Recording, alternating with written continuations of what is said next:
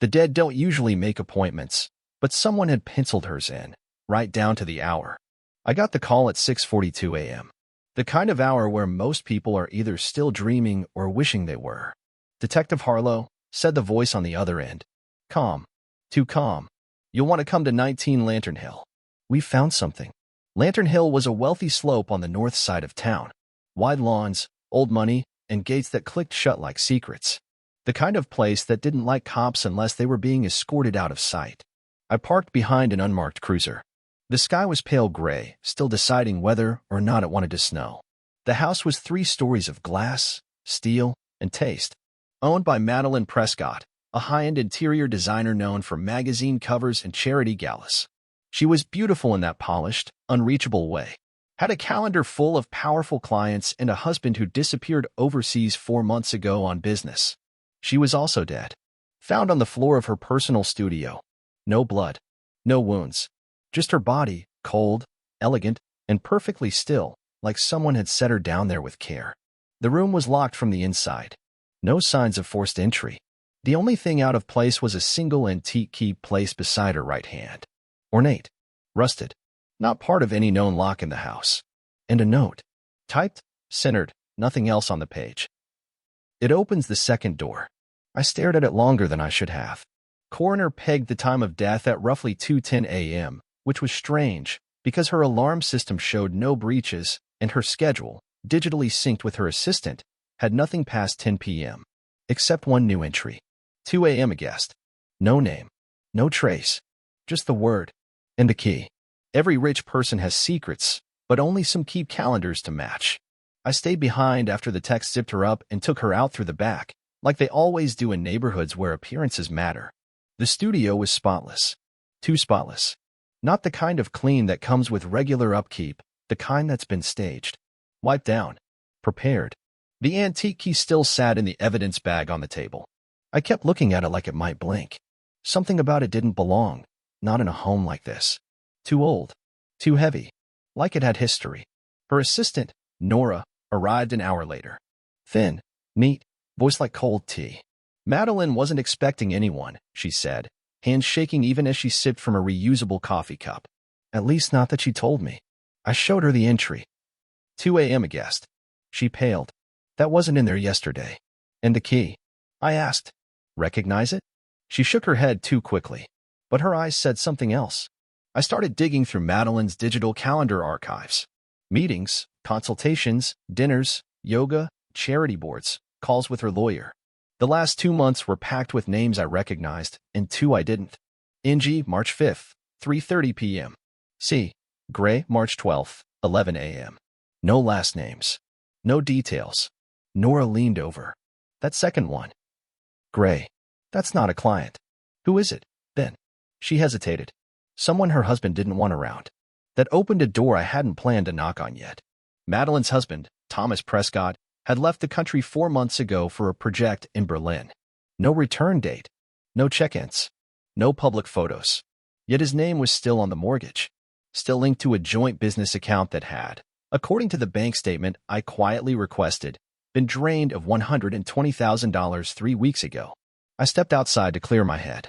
That's when I noticed it. Across the street. Parked in the shadows. A black car with tinted windows. Engine off. Watching. Every mystery has 2 sides, one solving it, and one hoping you never do. The black car didn't move. I crossed the street slowly, not as a cop, not yet, just a man in a coat, one hand in my pocket brushing against the edge of my badge.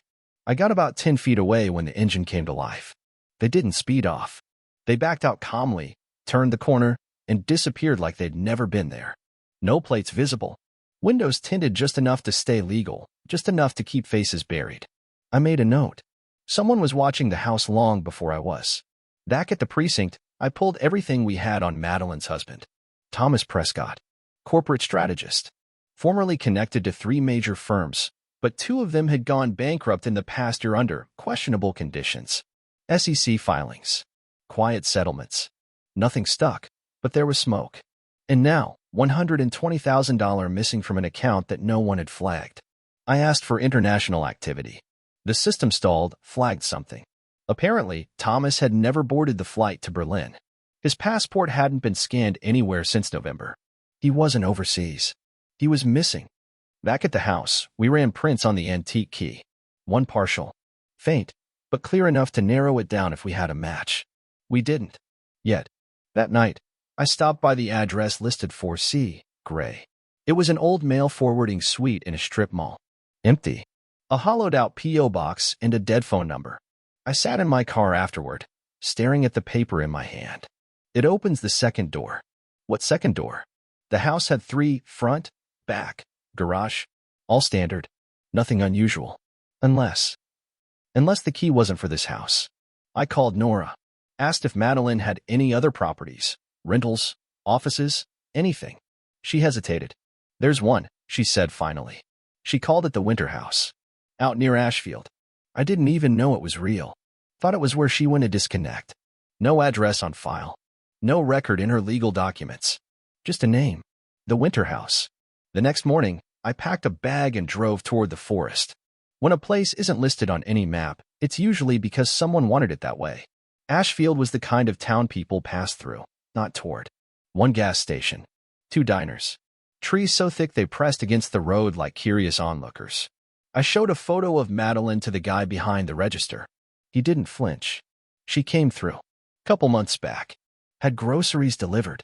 Paid cash. That was it. Nothing about the property in the county's records. No deed. No postal code. But when I cross-referenced satellite images, I found it. A structure deep off an old utility road, partially hidden beneath pines. No driveway. Just a break in the tree line. I parked half a mile out and walked. The path was soft with snowmelt and pine needles.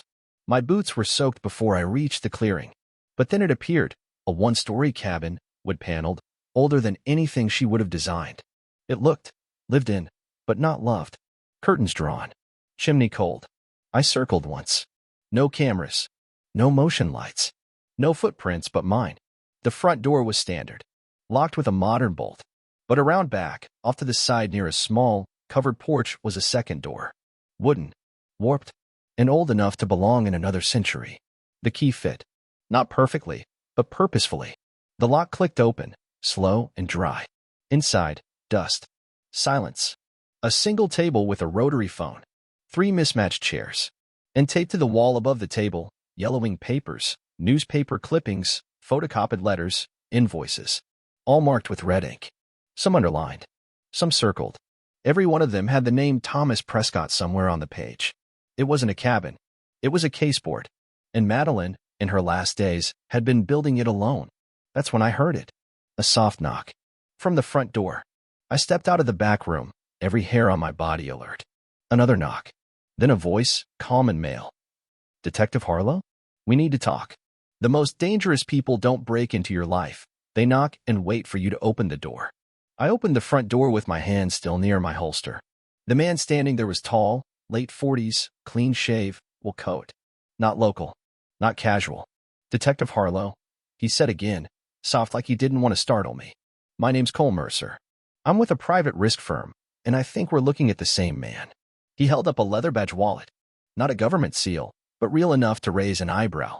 I didn't invite him in. I stepped outside. What kind of risk? I asked. Financial, mostly. And the kind that disappears with briefcases full of investor money. He nodded toward the trees. You found her winter house, huh? Then you've already seen the files. Madeline was building a case, I said. He nodded. On her husband. She hired us last year after she started finding empty accounts and strange meetings. He was preparing to run. But she's dead.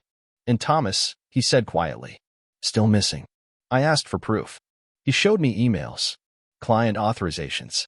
Madeline's signature on a contract that matched her estate records. The firm had been tracking Thomas since January. Last ping placed him in Tennessee, using a burner phone, traveling alone. Why haven't you gone public? I asked. He gave a half smile. Because going public doesn't get the money back. We needed leverage. Now she was gone, and leverage was lost. We sat for a minute in the cold wind, just 2 men on opposite ends of a puzzle missing its middle piece. Then Mercer stood. One more thing, he said. Before she died, Madeline called us. Left a message. Just 1 sentence. He pulled out his phone and played the recording. Her voice, urgent but clear. If anything happens, it starts with the key. And then a click. That was it. She knew. She'd known something was coming. Mercer turned to go. We're heading to Memphis. If you're smart, you'll be there too. I watched him disappear into the trees. The key, cold in my pocket, felt heavier than ever. The closer you get to the end of a lie, the more it starts to beg for silence. Memphis was louder than the forest. Hotter, too. I drove through the night with the key on the seat beside me, like a relic. The kind of thing you don't put in your pocket because it feels too important. Or maybe too dangerous. Mercer was already there. His team had rented a building off Union Avenue, barely furnished, full of files. Photos. Maps. Every red thread you could imagine. Thomas had been moving in a loop. Burner cards. Short-term rentals. Always just outside of the spotlight. Always just out of reach. Until 3 days ago. He'd checked into a downtown apartment under a fake name.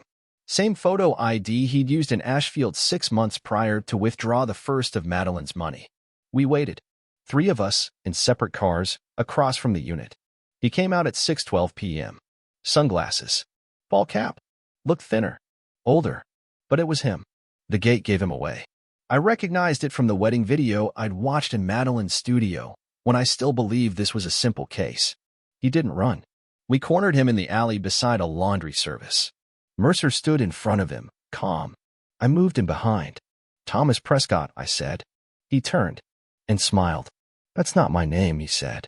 But there was no conviction in it. Back at the safe house, he folded faster than expected. Not because he wanted to, but because he knew the game was over. We had records. Wire transfers. The key? It opened a storage unit across state lines. Inside, files, fake IDs, cash, 2 burner phones, and photos of Madeline. Recent ones. He'd been watching her, tracking her, planning his final move, but someone had gotten to her first. I didn't kill her, he said. And for a moment, I believed him. Because fear doesn't look like that. Fear scrambles. This man was cold, calculated, but shocked. You were running, I said. From her, he whispered. You think I'm the only one she was hunting? And suddenly the case cracked sideways. Because maybe Thomas wasn't the only ghost in this story. Maybe Madeline had found something bigger. And someone silenced her before she could say the name. Every key has a door, but sometimes the door is a person. It was all over in hours. Police, statements, paperwork. Mercer disappeared into the legal fog of corporate recovery. I gave my full report, then drove back north with a copy of Madeline's notes and the antique key in my coat pocket. I should have felt closure, but it didn't come right away. Back at the Winter House, I sat in her studio one last time. The case board still hummed with questions, though the man it hunted was now just a file. I took the key out, turned it in my hand. And finally, I understood. The second door wasn't literal. It was everything she left behind. Truth, proof, a trail. That key had opened every locked room in the case. Her silence? It was the plan. Madeline hadn't just died. She'd solved her own murder before it happened and left behind the exact tools for someone to finish the work. Not for revenge. For justice. That's what the Winter House really was. A message. If anything happens, it starts with the key. Now it ends with it, too. I sealed the studio. Returned the key to its box. Left the lights off when I closed the door. And for the first time since this all began, I let the silence feel like peace.